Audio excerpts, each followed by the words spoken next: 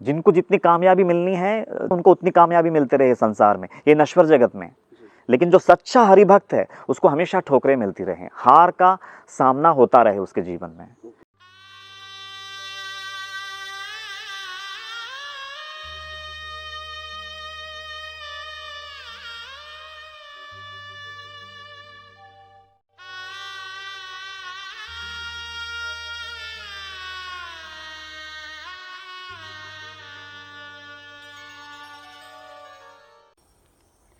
ओम साई राम।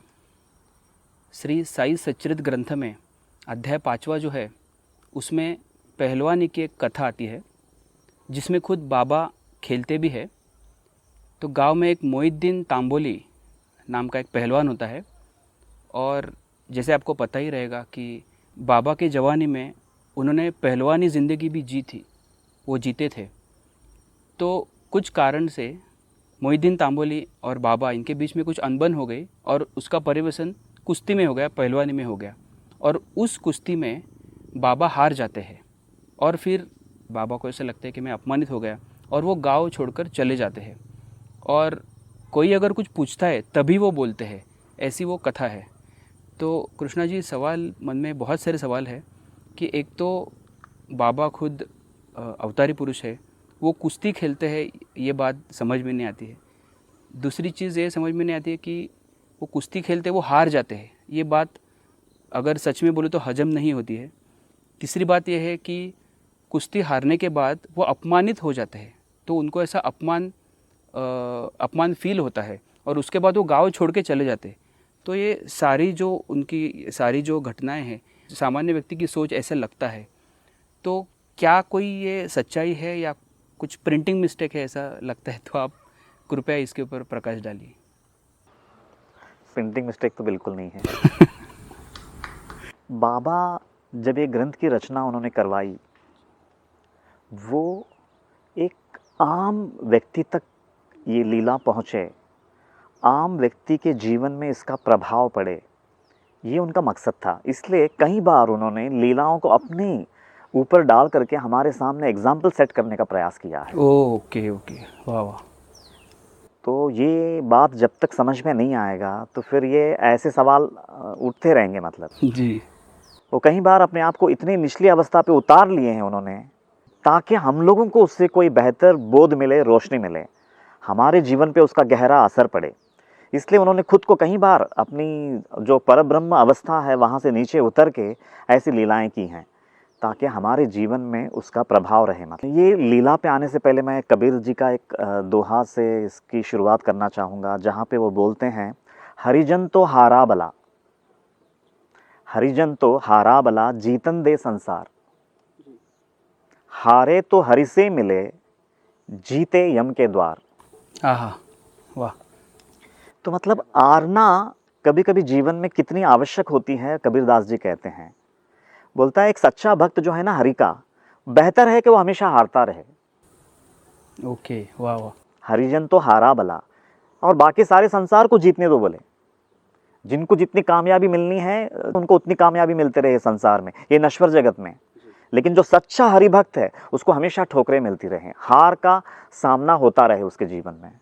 और बोले उसका प्रतिफल क्या है, तो हारे तो हरि से मिले, और जो जीतता है वो यम के द्वार पे जाता है सीधा। ओहो, वो नश्वर जगत का आहार बन जाता है।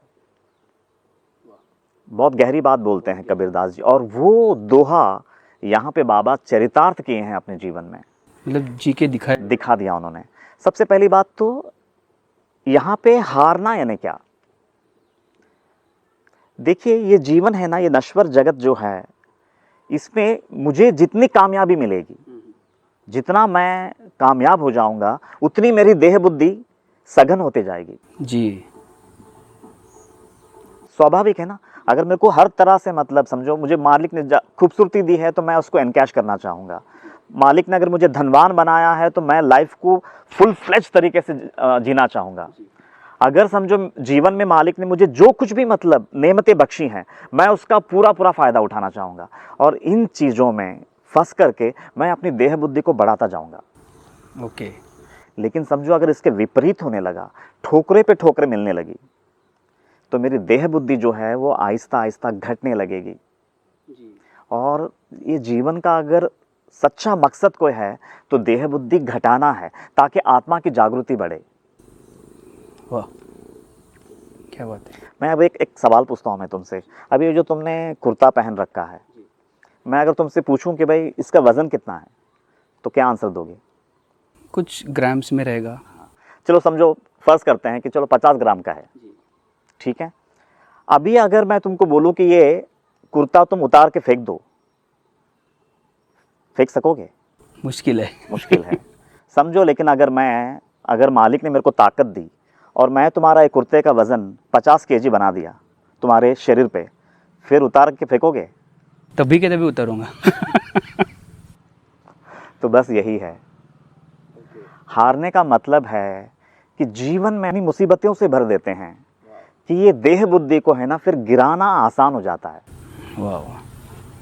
और जितनी कामयाबी मिलती है, जितनी मतलब हमारे मन के हिसाब से हर चीज़ होने लगती है, कि कुर्ता उतना हल्का होता जाता है, उतना एंजॉय करते हैं वो कुर्ते को पहन करके। तो ये ऐसा हार है। वाह। और इसीलिए बाबा अपने ऊपर डाल करके बोल रहे हैं कि जब वो हारते हैं तो तब वो गांव के बाहर गिरते हैं। वो हार उनको है ना गांव से बाहर ले जाती है। गांव से बाहर ले जाती है मतलब उनको वैराग्य में स्थित करती है, संसार की सारी आसक्तियों से छुड़ा करके उनको संसार के बाहर करती हैं। वाह। वो एकांत में, जहां एक का अंत हो गया, ऐसे एकांत में प्रवेश कर जाते हैं। क्या बात है, एक का अंत। हाँ, तो वो अवस्था को उपलब्ध हो जाते हैं। तो ये ऐसी हार है। एक कबीर जी का और एक दोहा आता है जहां वो बोलते हैं, सदगुरु साचा सूरमा, सदगुरु साचा सूरमा नक्शिक मारे पूर, बाहर घाव न दी सही भीतर चकनाचूर। ओहो हो, बहुत खूब। तो सदगुरु वो है जो बाहर तो घाव दिखाई नहीं देता लेकिन अंदर से चकनाचूर कर देते हैं, ऐसे ठोकरे मारते हैं। वो सच्चा सूरमा है बोले। और उस नक्शिक मारे पूर मतलब सर के बाल से लेकर के पैर के नखून तक धो डालते हैं, मतलब चकनाचूर कर देते हैं, साफ कर देते हैं। और तब जाकर के वो ठोकरे खाने के बाद ही ये संसार की आसक्ति गिर जाती है, क्योंकि शर्ट का वजन बढ़ जाता है। जी। और जैसे ही शर्ट का वजन बढ़ जाता है, फिर ये देह बुद्धि रूपी शर्ट बड़ी आसानी से व्यक्ति उसको गिरा सकता है, अदरवाइज वो शर्ट कभी नहीं उतारेगा। वाह, क्या बात है। तो ये इतनी गहरी चीज़ है जो उन्होंने लीला के माध्यम से हम सबको उन्होंने मतलब एक रोशनी की तरह दी है। सो वो ठोकरें, वो फेल्यूर्स हमको वैराग्य की तरफ ले जाती हैं। ये इस कथा का सबसे बड़ा सारांश है, ऐसा मुझे लगता है।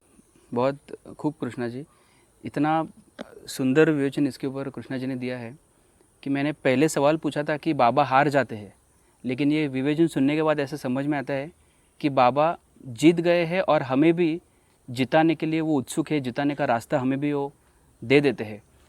इसके बाद मुझे स्वामी विवेकानंद जी का एक लाइन याद आ गया, take risk in your life, if you succeed you will lead, but if you fail you will guide. और इसके ज़रिए बाबा हमारे स्पिरिचुअल गाइड है, ये तो बात स्पष्ट हो जाती है।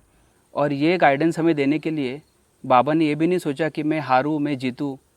तो बाबा ने इस तरह से हमें ये भी एक संदेश दे दिया है कि किसी भी चीज़ का अभिनिवेश हमारे मन में नहीं होना चाहिए। और देह बुद्धि के बारे में बाबा यही कहते हैं कि देह बुद्धि हटाने के लिए जो जो रास्ते अपनाने पड़ेंगे वो अपनाना चाहिए, तभी जाके परमानंद की अवस्था प्राप्त हो सकती है। ये संदेश हमें कृष्णा जी के विवेचन से स्पष्ट होता है। वाह, बहुत सुंदर कृष्णा जी।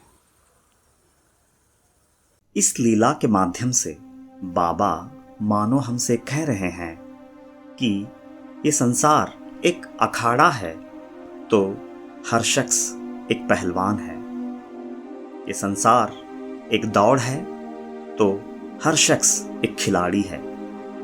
ये संसार का नियम तो कहता है कि जो जीता वही सिकंदर, पर मेरी नजरिए से देखो तो वो इस नश्वर जगत का सिकंदर है। मेरी नजर में वो जो इस जहां का नंबर 1 खिलाड़ी है, वो तो असल में उल्टी दौड़ में नंबर 1 है।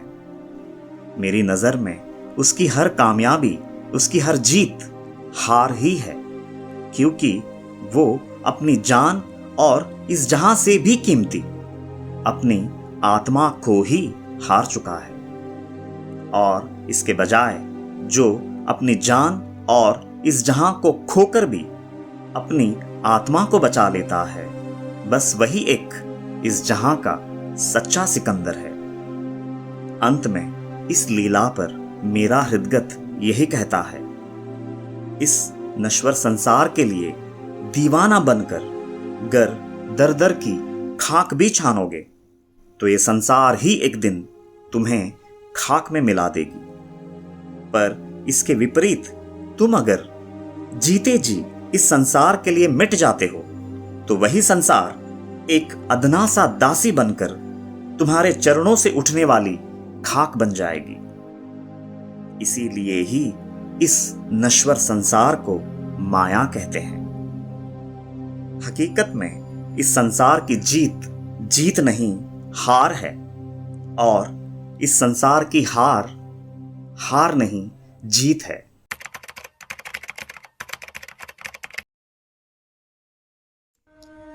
मनोहारिणी, शापताप निवारिणी, अज्ञान नाशिनी, मोक्षदायिनी, परम कल्याणकारिणी, सच्चित आनंद प्रदायिनी, अनंत कोटि साई नाथों की जननी, साक्षात साई स्वरूपिणी, ग्रंथराज श्री साई सच्चरित दिव्य ग्रंथ की जय।